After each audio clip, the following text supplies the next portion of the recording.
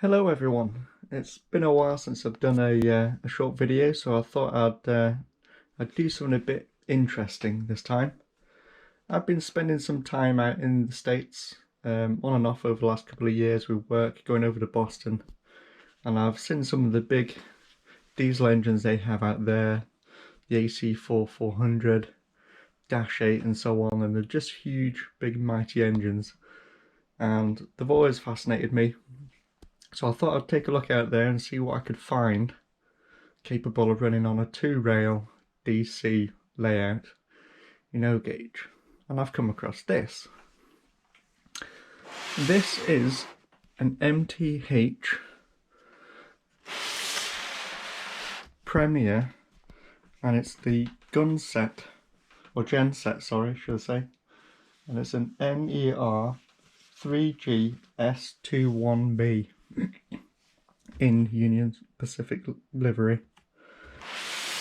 Now, I acquired this off eBay. I did have a look out in the States when I was over there what I could buy, and a lot of it happened to be 3-rail.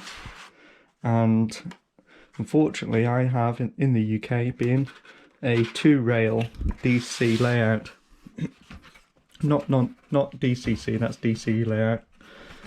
So I was struggling to find anything that would run, to be honest, and not require a hell of a lot of modification. I came across these Premier locomotives, and they have the W/Proto sound, but apparently these ones you can switch between 2 and 3 rail, which I was quite keen on finding out.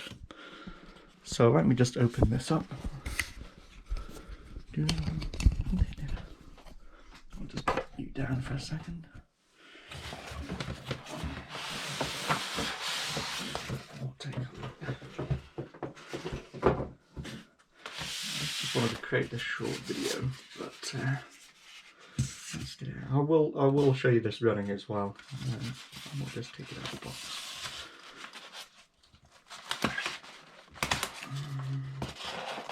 I'll tell you, it's got some weight. Bloody hell, that is heavy. Bit of a heavy landing there. So let's take a closer look at this, shall we? Right. So this is an ultra low emissions engine, apparently, built by NER.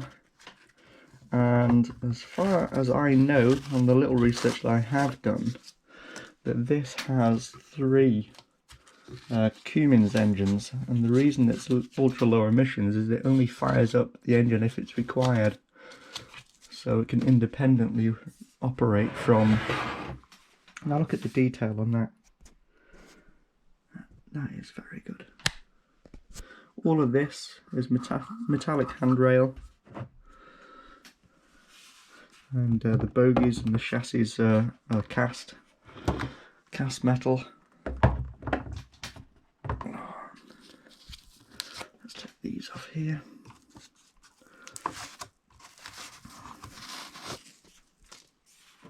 Now look at that.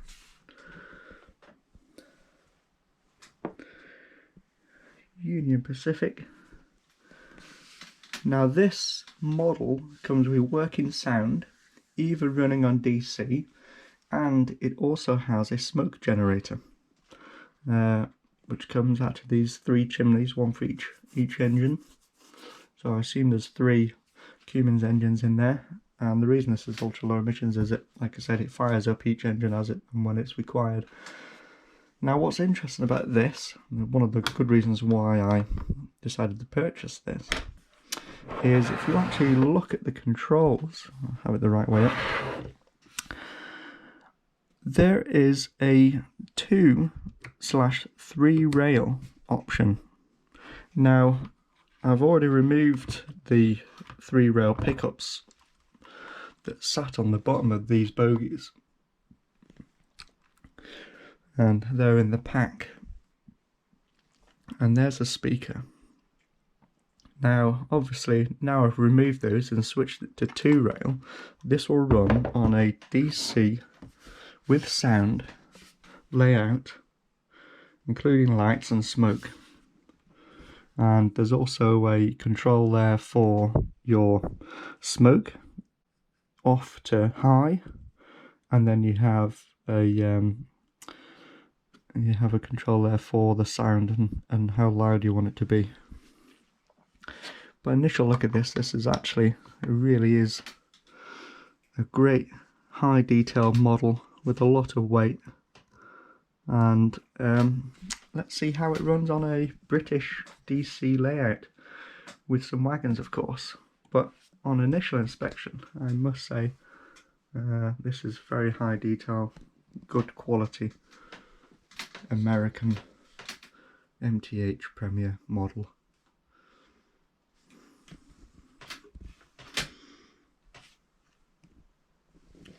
Right, let's give this a whirl. So here I have it, the Genset locomotives on the layout. Now with the DC setup, apparently what you do is you apply up to 40–50% power, and this should power up sound wise. Just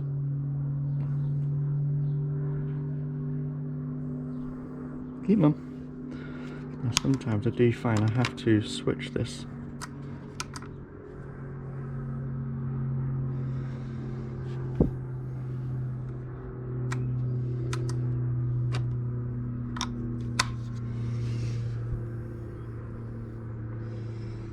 Turn it off and then it should fire up. Come on.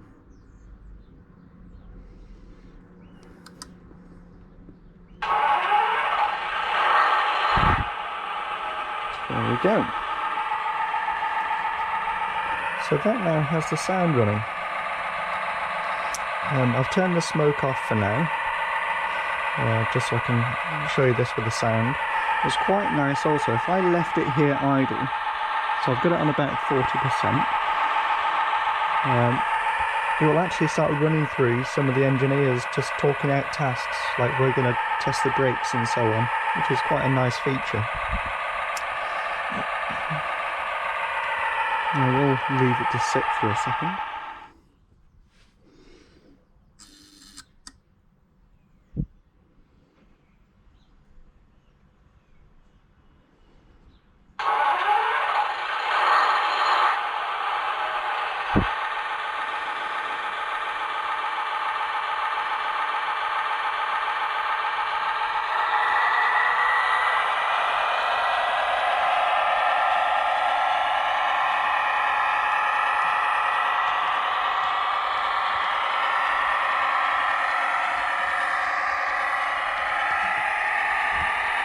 Here in the front you can just see the lights on the cab and the front lights on there, which are quite nice.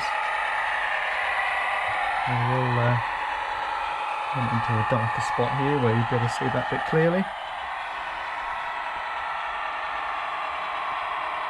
This really is a smooth runner. There you go, you can see the lights a bit better now.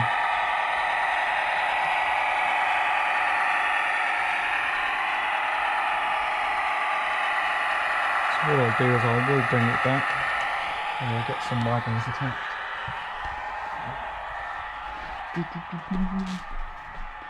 Bring it back a bit faster. You should be able to see lights change, and then I'll bring it back the door.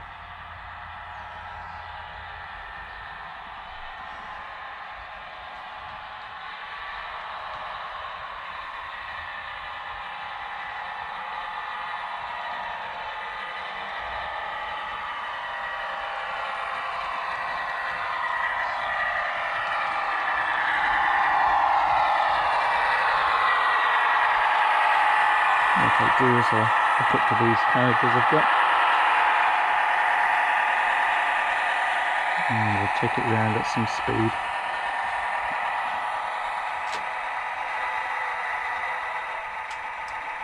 Change direction, and there we go.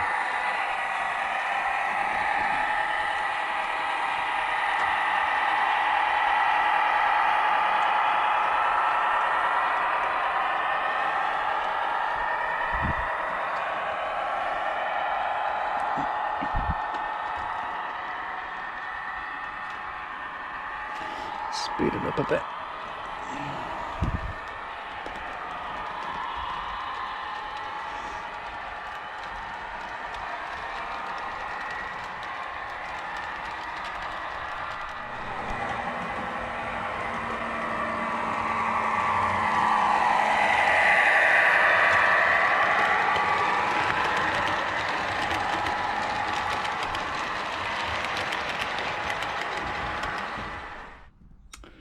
One of the things you need to keep in mind when purchasing American locomotives or rolling stock, a lot of these are designed for three rail operation. Now I've got another wagon here, so I purchased this. This is a Lionel, and it's a Milwaukee milk car, box car. Now this was a three rail unit, and what I've had to do is I've had to convert the wheel sets because these were shorting on the track. So these are Pico O-gauge wheel sets which I've had to retrofit onto this unit, and I've also put some KD couplers on there because all the other stock that I have KD couplers on there. And once you've done that, obviously there's no shorting across the track. So unless what you're purchasing has already been designed to run on two rail tracks. Now if you look at the Atlas stuff, you can get a retrofit to convert to two rail. And if I look on this box here, this is one of the hopper wagons that I have, easily convertible to two rail operation with the retrofit kit number 6036. You can get these, although I found they tend to only be purchased in the US, so postage to the UK is quite steep. I'll tend to get some when I go out there, but as a whole it runs really well and I'm pretty happy with it. I also have an AC 4400 over there, which I brought over from Boston. I might do a little review on that at some point, but overall running American locomotives on a British two rail DC layout is doable, and it works really well. They're very good runners. Thank you.